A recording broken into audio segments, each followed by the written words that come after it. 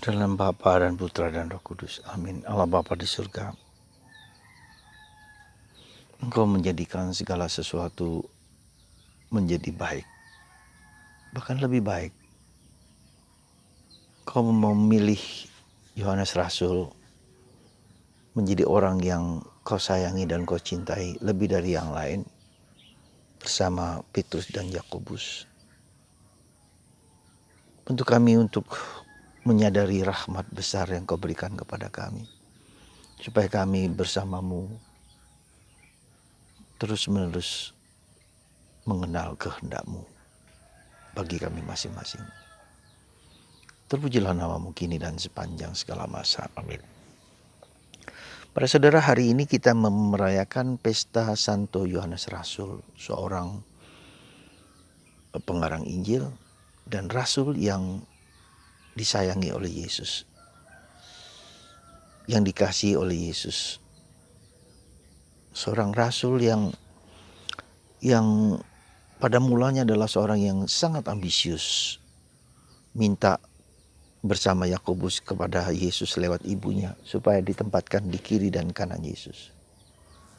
Dia juga yang meminta Yesus untuk mengirimkan petir halilintar kepada orang Samaria yang menolak Yesus. Dan tetapi Tuhan mengubahnya, memberikan rahmat yang besar kepada dia, kesetiaan yang besar, ketika hanya Yohanes yang mengikuti Yesus sampai wafat disalib. Dan dia juga dianugerahi karunia untuk melihat makam kosong. Dan Yesus dikatakan ia percaya bahwa Yesus bangkit. Dan dia diberi karunia untuk mengarang Injil yang luar biasa indahnya. Juga kitab Wahyu dan juga surat-surat Yohanes. Justru di saat-saat dia menderita, dibuang ke Pulau Patmos. Dan di sana juga mungkin dia diperlakukan tidak adil, diperlakukan keji atau kejam oleh orang-orang yang membenci Kristus. Tetapi dia melukiskan situasi segala sesuatu itu dengan begitu indahnya. Kita bersyukur karena kita bisa melihat Yesus dari kacamata, dari perspektif ilahi. Kalau Anda sungguh-sungguh sadar bahwa keempat pengarang Injil ini mempunyai beda perspektif dan beda penekanan dan beda juga pesan. Kalau Injil Matius, Markus, Lukas lebih melihat Yesus sebagai pribadi, sebagai manusia, ya, sebagai orang yang diperlakukan dengan kejam, dengan keji, ya, ditolak oleh orang Yahudi.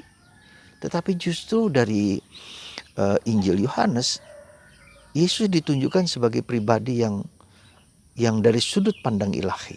Ya. Bagaimana Allah merencanakan rencana yang indah bagi Yesus. Ya, bahkan peristiwa salib pun dilihat dari kacamata Tuhan. Bukan hanya dari kacamata penderitaan manusia yang pedih, yang sakit, yang mengerikan, tetapi dari kacamata Allah. Dan itulah saya kira kita mempunyai suatu pemandangan yang holistik, yang menyeluruh akan Yesus. Bagaimana Yesus dilihat sebagai manusia 100% dan bagaimana Yesus dilihat sebagai dari Allah ilahi. Ya. Sungguh Allah dan sungguh manusia, dan itulah Yesus. Dan itu dilukiskan dengan keempat Injil ini. Maka kita perlu juga melihat kitab suci dari perspektif ini. Ya, tidak hanya bahkan melihat hidup juga dari perspektif ini. Perspektif, ya, kemanusiaan Yesus yang sama seperti kita, manusia yang sempurna, manusia yang utuh, manusia yang sungguh menunjukkan kemanusiaannya, tapi juga yang ilahi. Maka kita lihat bagaimana Yesus ditampilkan oleh Yohanes di dalam kisah penderitaannya, bahkan tidak dilukiskan tentang penderitaan Yesus, tentang salib Yesus, ya. Tetapi kita melihat di situ dalam peristiwa salib Yesus itu pun Ya, Yesus memberikan kepada kita ibunya, ya, Maria. Inilah anakmu, inilah ibumu. Jadi Yohanes melihat dari perspektif keselamatan, dari perspektif akhir hidup Yesus, ya. Dan itu merupakan sesuatu yang sungguh luar biasa bagi kita, ya, supaya kita dapat mengalami, menyadari bahwa salib bukanlah segala-galanya.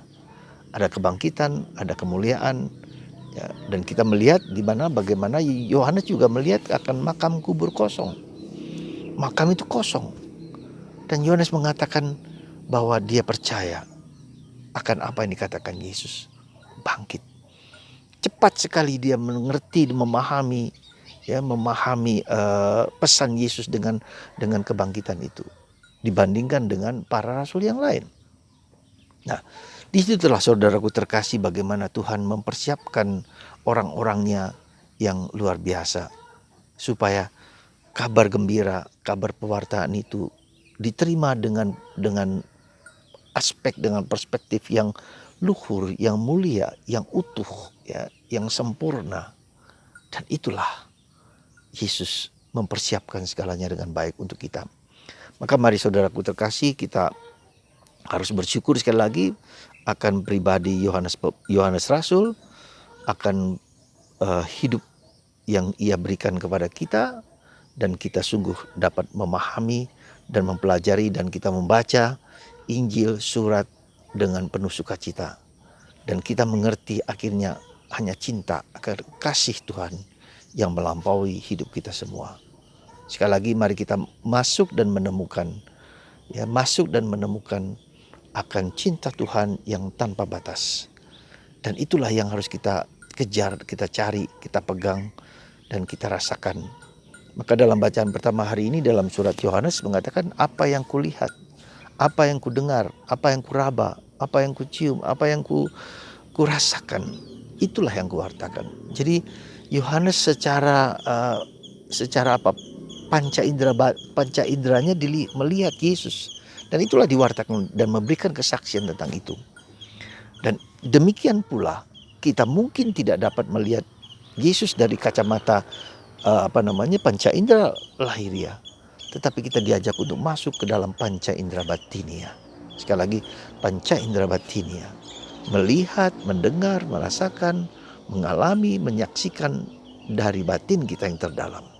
Semoga Tuhan memberikan kepada kita anugerah itu, anugerah Tuhan yang kita alami secara batinia, bahwa Yesus sungguh Allah, sungguh manusia, dan kita dipanggil untuk mewartakannya dengan penuh sukacita. Semoga Tuhan memberkati Anda semua dan memberkati kita semua, berkat kasih karunia yang melimpah dalam nama Bapa dan Putra dan Roh Kudus. Amin.